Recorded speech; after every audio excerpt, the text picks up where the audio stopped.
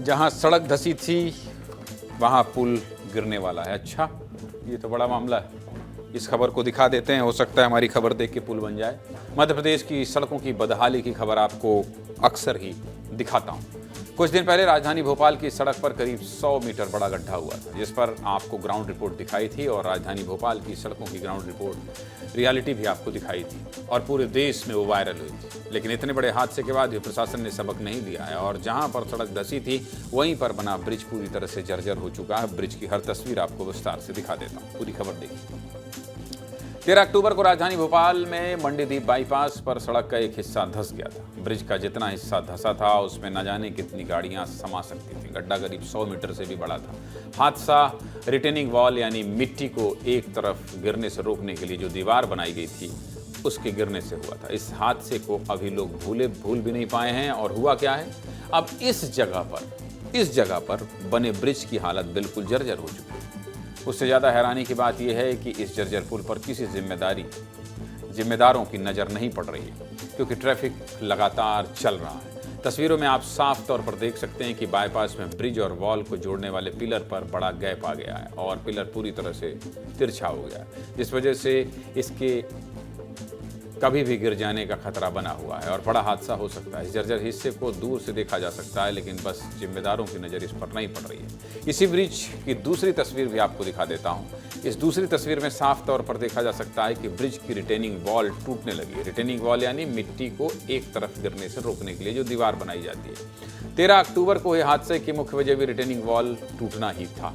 Retaining wall टूटने के बाद ब्रिज पूरी तरह से धंस गया था और यहाँ भी कुछ ऐसा ही हो सकता है। और इस तीसरी तस्वीर में आप देख सकते हैं कि ब्रिज के ऊपर मिट्टी बैठना शुरू हो गई है। इस वजह से पुल के ऊपर दरारें भी आ गई हैं और भविष्य में भारी वाहनों की वजह से रिटेनिंग वॉल धंस सकती है। रिपोर्ट है इसमें, देखिए रिपोर्ट।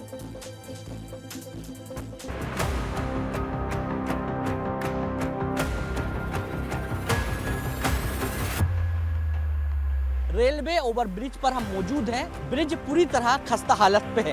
ब्रिज की जो दीवारें हैं वह पूरी तरह खराब हो चुकी हैं। हाथ से हिला रहे हैं तो जो वॉल है वो हिल रही है और इस पर यदि बात करें तो करीब 1 इंच का गहरा गड्ढा है। मेरे ठीक ऊपर जो वॉल बनी है वो किस प्रकार से खराब है, खस्ता हाल में है और बड़ी बड़ी जो दरारें हैं वो देखने को मिल रही है। 10 साल पहले इस ओवल ब्रिज का निर्माण हुआ है, मगर उसके बावजूद भी आप तस्वीर देखिए कि किस प्रकार से पूरी जो वॉल है वो बाहर आती हुई दिखाई दे रही है। ऐसा लग रहा है कि ऊपर का हिस्सा कुछ देर बाद गिर जाएगा, कि दूसरा जो हिस्सा है वो किस प्रकार से लटक रहा है।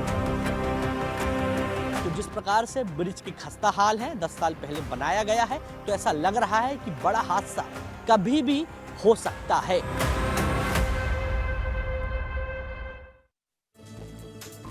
इस पूरे मामले पर एमपीआरडीसी की जीएम सोनल सिन्हा क्या कह रही हैं, सुनिए।